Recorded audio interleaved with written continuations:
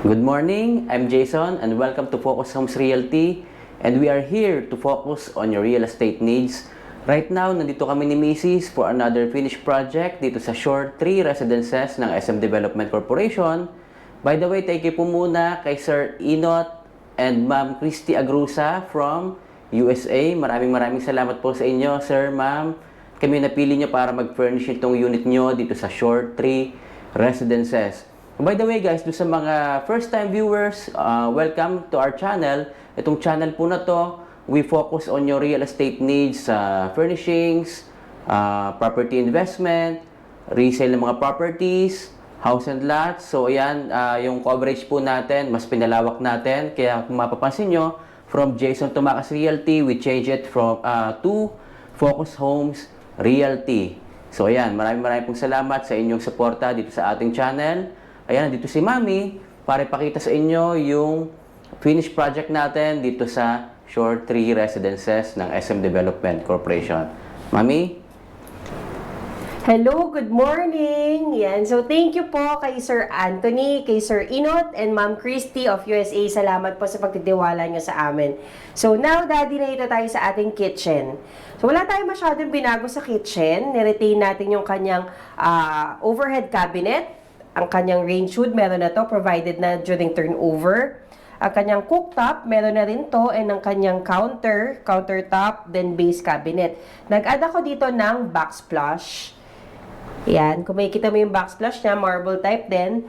And nagkaroon ako ng ilaw dyan sa kanyang kitchen para at least kapag gumagawa sila dito, maliwanag and kita-kita nila yung kanilang mga pag-chop ng kung ano man yung gusto nilang lutuin. Ayan, so maliwanag dyan sa area na to. Then this one naman, nag-extend ako ng microwave. Yan, so extension microwave shells.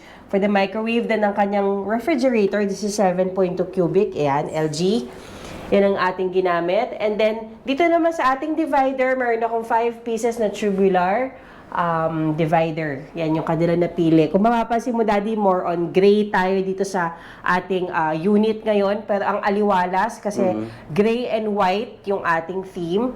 So, maganda. Pagpasok pa lang, kitang-kita mo na agad na maliwanag and maliwalas yung unit. Ayan, then puntahan naman natin, Mami, yung toilet and bath ni Sir and ni Ma'am. Yan.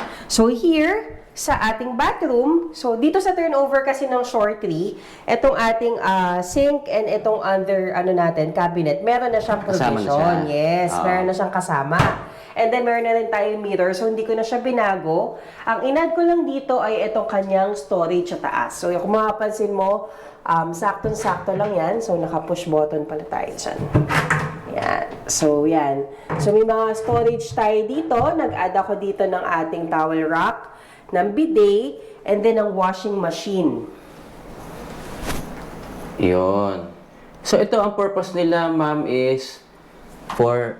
Right now, personal use muna kasi uuwi sila for December. So, titiran muna nila, mag-stay muna sila, then after that, doon nila decide since matagal sila ulit makakabalik kung this is for Airbnb ba or for long-term rent. Okay, so eventually magiging for Airbnb rent. Yes. So, eto naman, so nag-add ako ng glass enclosure, then ng ating water heater. Yeah. So, this one naman is provided na nung ating turnover.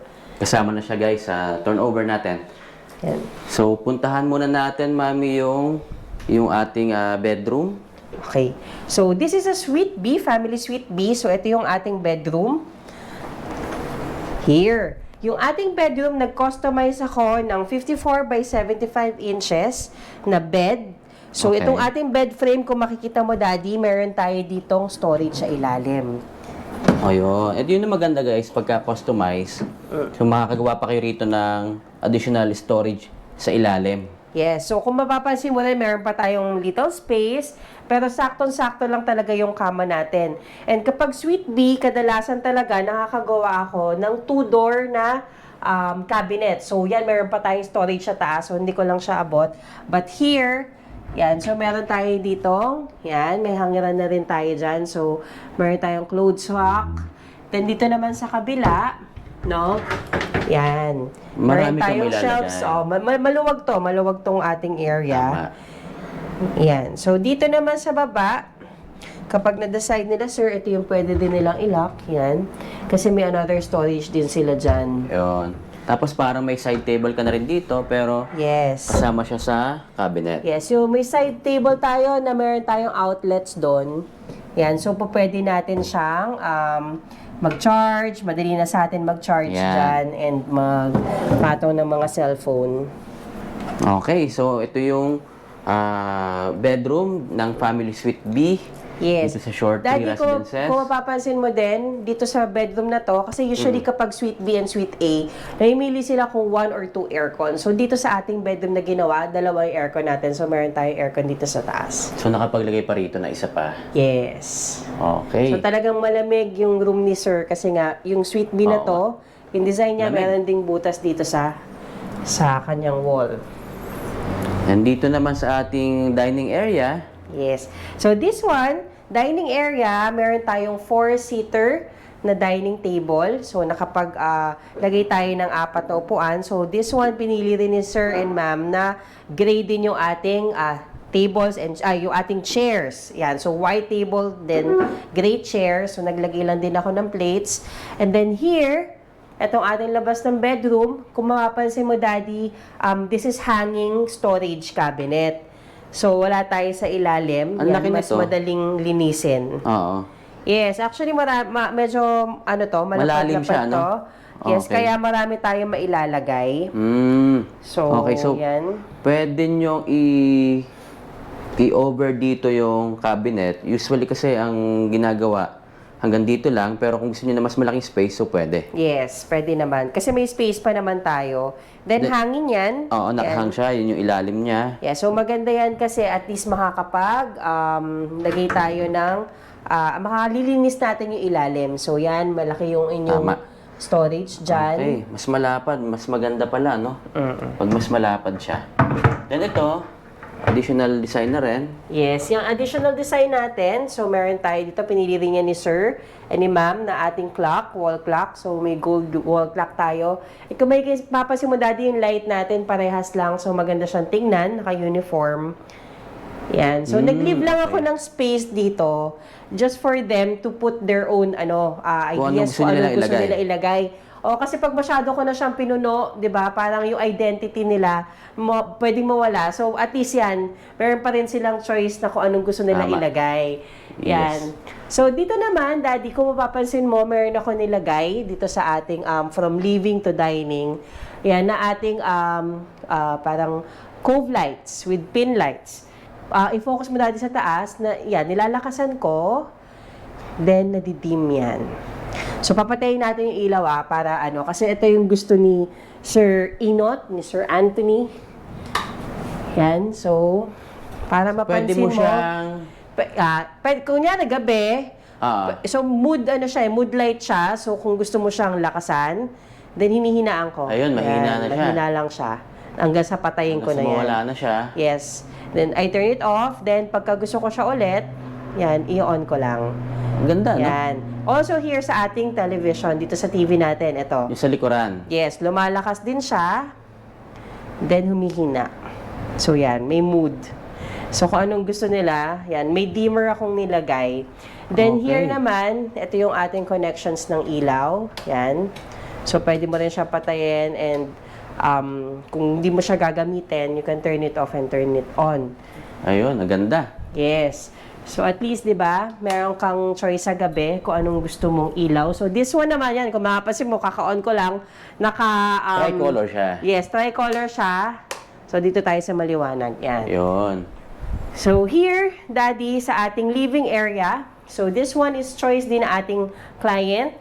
Ang kanilang wood panels, itong ating fluted panels dito sa likod. Then, may overlap tayo dito na white board. Yan, so laminated boards. And then, hanging cabinets dito sa ilalim. So, this one, yung TV niya is 43 inches TV. Smart TV tayo. Ayan. So, kung mapapansin mo, hanging din. Then, we have a 3-seater. Yan. Ayan, nakahang yung cabinets nila Sir and ni Ma'am dito, pero hanggang ilalim, yan, meron pa rin siyang Fluted panels. panels. Ayan. So, kumbaga hanggang floor to ceiling siya. Yes. Floor to ceiling siya. Ito. Okay. Then, nandito yung switch nyo. Doon sa mga ilaw natin, may mga outlets pa kayo nakatago dito. siya. Additional outlets. So, marami kayong pwedeng magamit dito. Pwede kayong makapaglagay pa ng sound system. Ayan. So, Daddy, kung mapapansin mo, itong bedroom na to ay wala siyang column. Kaya nasagad ko siya up to the Right, dito sa oo nga, no? dulo. Yan, wala tong column, so maganda yung space niya. So, ito actually, nakapaglagay pa nga ako dito na hindi naapektuhan yung distance ng TV and nitong sofa bed niya, di ba? So, maganda yung space nitong unit na to. This is only at the 3rd floor, kaya maganda rin yung view sa labas. Pero bago yon, ito muna. So, we have 3-seater sofa bed. Yan. So, ito yung lagi nating ino-order with the storage. Yes. So, ito yung pinapagawa natin palagi. This Mas is matibay. customized. Yes, maganda yung ating dito. Sa malalim yung storage niya. Yes. So, yan. Ayun. So, pag inurong niyo siya dito, guys. Pag inurong inusog niyo natin siya, yan, may space pa rin yan na malalakaran ka sa gilid. Oo. Okay. So, dito, Daddy, meron tayong nilagay na French type mirror. So, yan, as requested din ng ating client.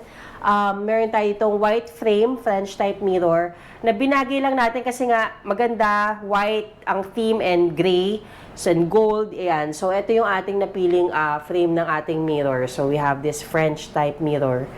Yan, sa likod ng sofa. Ayan. So, yung mirror nila, ma'am, dito, nakapagbigay pa rin ng magandang accent dito sa loob ng kanilang unit. Yes. Ayun. So, yan, Daddy, pakita natin yung view natin kasi nasa 3rd floor lang natin. So, talagang Facing yan, amenities. Amenities. So, mag-e-enjoy sila, ma'am and sir. Ayan. Yan, pagka nakastay sila dito kasi... Ganda. Yan, saktong-sakto yung height nitong unit na to for the Tama. view. Tama. So, 3rd floor lang sila, Sir Inot and Ma'am Christy dito sa Shore 3 Residences. Again, thank you so much, Sir Inot and Ma'am Christy from USA. Maraming salamat po sa inyong tiwala sa amin at kami yung napili nyo para mag-furnish itong unit nyo dito sa Shore 3 Residences. By the way, si Sir Inot is one of the directors of The Family Guy. Yes. Yan. So, yan, pinapanood namin yun. Kung familiar kayo doon sa cartoons Yes. na Family Guy. Yeah, Family Guy. Panoorin niyo po yan. Sir Inot, isa siya sa mga directors ng show po na yun. So, napakaganda. Nakakaaliw yung show na yon. So, ayan. So, sobrang nakaka-proud naman dahil kami yung napili nyo. At saka Sir Inot, very humble guy. So, thank you so much po, sir. Maraming salamat sa inyo. Again, yung ating Jason Tumakas Realty, kung mapapansin nyo, pinalitan lang namin po yung name just to service more clients na nangangailangan ng tulong dito sa pag-furnish. If you want to invest in property, so nandyan po tayo. Paglilipat ng titulo dito sa Metro Manila, so kino-cover na rin po natin yan. And yung ating mga house and lots and townhouses around the Philippines. So pwede na kayong mag-inquire dito. So meron akong mga videos na i-upload, mga bagong projects outside SMDC. So mas marami na po tayong matutulungan. Kaya subscribe kayo sa channel na to para masubaybayan nyo po. Baka ito na yung mga next videos ko. Yun na yung inyong dream property. Kaya please subscribe this channel. Mami? Ayan, so thank you again, Sir Inot, Sir Anthony Agrusa, and Ma'am Christy, salamat po sa tiwala nyo. And sobrang na proud naman kami kasi pinapanood ko talaga yung Family Guy. At medyo naughty yun, pero maganda yung content nun. Yes. Thank you so much po sa tiwala nyo sa amin. And of course, ang ating angels na si LJ and si Kim, thank you so much sa pagpapaganda at pagpapabango ng ating unit. Thank you so much. And ating partners na sila Jed, Empanya, Jomar, Lester, Riniel, Tonton, and Bojo, thank you so much dahil sa pagtutulong-tulong natin gumawa nitong magandang unit nila, Sir Anthony. Thank you so much. Ayan. So, bukod pala, supportahan ko lang ang aking asawa. Ayan. Diba? Bukod sa ating furnishing, so please support our other vlogs about house and lot. So, meron tayong mga for sale na house and lot in different places dito sa Manila na ating navivideohan na ngayon. So, please support our videos. Please watch it and subscribe dun sa mga bago pa lang nanonood sa amin. Yan. So, ayan. Maraming salamat ulit sa inyo. At kung wala kayo, actually wala rin kami rito. So, thank you so much po. Again, this is Jason, Focus Homes Realty. At palagi mo ito pa rin ang iyong mga pangarap.